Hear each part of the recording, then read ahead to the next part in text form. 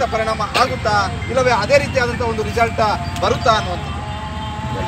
UPA 2 ಸರ್ಕಾರದಲ್ಲಿ ಕೆಲವು ಹಗರಣಗಳು ಕಾಂಗ್ರೆಸ್ ಜೊತೆ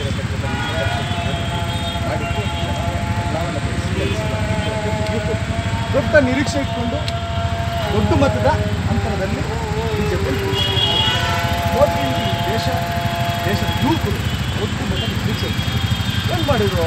ಯುವಕರಿಗೆ 2 ಕೋಟಿ ಉದ್ಯೋಗ ವರ್ಷಕ್ಕೆ ಕೊಟ್ಟು ಉದ್ಯೋಗ ಕೊಟ್ಟ ಇದು ಬಹಳಷ್ಟು ವಿಚಾರ. ಏಕಾಏಕಿ ರಾತ್ರಿ ನೋಟ್ ಬಂದಿ ಮಾಡಿ ಅದರಿಂದ ಅಲ್ಲ, ಅದನ್ನು ಎಷ್ಟು ಮಟ್ಟಿಗೆ ನೀವು ಎನ್ಕ್ಯಾಶ್ ಮಾಡ್ಕೊಂಡ್ರೆ ಅಂತ ಕಾಂಗ್ರೆಸ್ ನಾಯಕರುಗಳು ನೋಟ್ ಬ್ಯಾನ್ ವಿಚಾರ ಆಗಿರ್ಬೋದು, ಇನ್ನಿತರ ವಿಚಾರಗಳನ್ನು ಎಷ್ಟು ಮಟ್ಟಿಗೆ ಮೋದಿ ಅವರ ವಿರುದ್ಧ ಎನ್ಕ್ಯಾಶ್ ಮಾಡ್ಕೊಳ್ಳೋದಕ್ಕೆ ಪ್ರಯತ್ನ ಮಾಡಿದ್ರು. ಎಲ್ಲೂ ಕೂಡ ಸಂಘಟಿತ ಹೋರಾಟ ಆಗಲಿಲ್ಲ ಕಾಂಗ್ರೆಸ್ ಅಲ್ಲಿ ಅಂತ ಇಡೀ ದೇಶಾದ್ಯಂತ. ಈಗ ಈ ದೇಶದಲ್ಲಿ ವಿರೋಧ ಪಕ್ಷಗಳಿಗಿಂತ ಜನಸಾಮಾನ್ಯರು ಬಿಜೆಪಿಗೆ ಬೇಸತ್ತು ಅದರ ವಿರುದ್ಧ ಆಯ್ಕೆ ಮಾಡ್ಕೊಂಡಿದ್ದಾರೆ. ಆ ಸಂದರ್ಭ ನಡೀತಾ ಇದೆ. ಇವರು ಬಹಳಷ್ಟು ಚಿಂತೆ ಮಾಡ್ತಾ ಇದ್ದಾರೆ. ನೋಡಿ, ಇವರು ದೇಶದ ರಾಮ ಅನ್ನೋದು ಒಬ್ಬ ಹಿಂದೂ ಮುಸಲ್ಮಾನರು ಯಾವ ಜಾತಿ ರಾಮ ಇದ್ದಾರೆ. ಆ ರಾಮನ ಹೆಸರು ಇವರು ಅಧಿಕಾರಕ್ಕೆ ಯಾವ ಮುಸಲ್ಮಾನು ಬೇಡ ಅನ್ನಲ್ಲ. ಈ ದೇಶದಲ್ಲಿ ರಾಮ ಮಂದಿರ ಕಟ್ಟೋದು ಎಲ್ಲ ಪಾಕಿಸ್ತಾನ ಕಟ್ಟಕ್ಕಾಗುತ್ತೆ, ಇಲ್ಲ ಬೇರೆ ಚೈನಾದಲ್ಲಿ ಕಟ್ಟಕ್ಕಾಗುತ್ತೆ. ಆದರೆ ಇವರು ಯುಪಿ ಮೆಜಾರಿಟಿ ಇದೆ, ಇವ್ರ ಮೆಜಾರಿಟಿ ಸರ್ಕಾರ ಇದೆ. ಇವರು ರಾಮ ಮಂದಿರ ರಾಮ ಬೇಡ ಇವರಿಗೆ, ಬರೀ ರಾಮನ ಹೆಸರಲ್ಲಿ ರಾಮನಿಗೆ ಮೋಸ ಮಾಡಬರ್ತಕ್ಕಂಥ ಕೆಲಸ ಮಾಡ್ತಾ ಇದ್ದಾರೆ.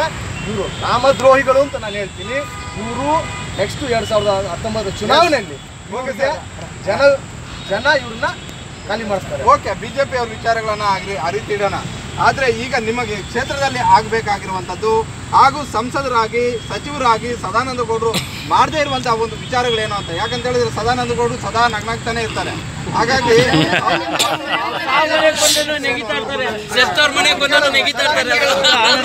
ಕೆಲಸ ಯಾವ್ದು ತೋರಿಸಿ. ನೀವು ಮಾಧ್ಯಮ ಸ್ನೇಹಿತರು ಇದ್ದಾರೆ, ಬಹುಶಃ ಅವರು ಸ್ಟ್ಯಾಟಿಸ್ಟಿಕ್ ಮಿನಿಸ್ಟ್ರಿಯಲ್ಲಿ ಈಗ ಇದ್ದಾರೆ. ಅಂದ್ರೆ ನೀವು ಅಂಕಿಅಂಶಗಳ ಸಚಿವಾಲಯ ಅಂತ ಅವ್ರಿಗೆ ಕೇಳಲಿ, ಅವರೇ ಕೊಡ್ಲಿ ಅಂಕಿಅಂಶಗಳು. ಇವ್ರ ಸರ್ಕಾರ ಇವ್ರು ಏನು ಕ್ಷೇತ್ರಕ್ಕೆ ಮಾಡಿದ್ದಾರೆ ಅಂತ ಅಂಕಿಅಂಶಗಳು ಅವರೇ ಕೊಡ್ಲಿ.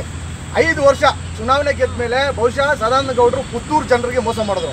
ಅದರ ನಂತರ 2ನೇ ಅಂತ ಉಡುಪಿ ಚಿಕ್ಕಮಗಳೂರು ಜನತೆಗೆ ಮೋಸ ಮಾಡಿದ್ರು. ಬೆಂಗಳೂರು ಪಾಪ ಗೊತ್ತಿರಲಿಲ್ಲ, ಅವಾಗ ನಾವು ಬಿಜೆಪಿ ಪರವಾದ ಒಂದು ಅಲೆ ಇತ್ತು, ಗೆಲ್ಸ್ಬಿಟ್ಟು ಕಳಿಸಿದ್ರು 5 ವರ್ಷ. ಮೊನ್ನೆ ಒಂದು ಸಂದರ್ಶನ ಹೇಳ್ತಾರೆ ಪಕೋಡನ ಒಂದು ಉದ್ಯೋಗ ಅಂತ.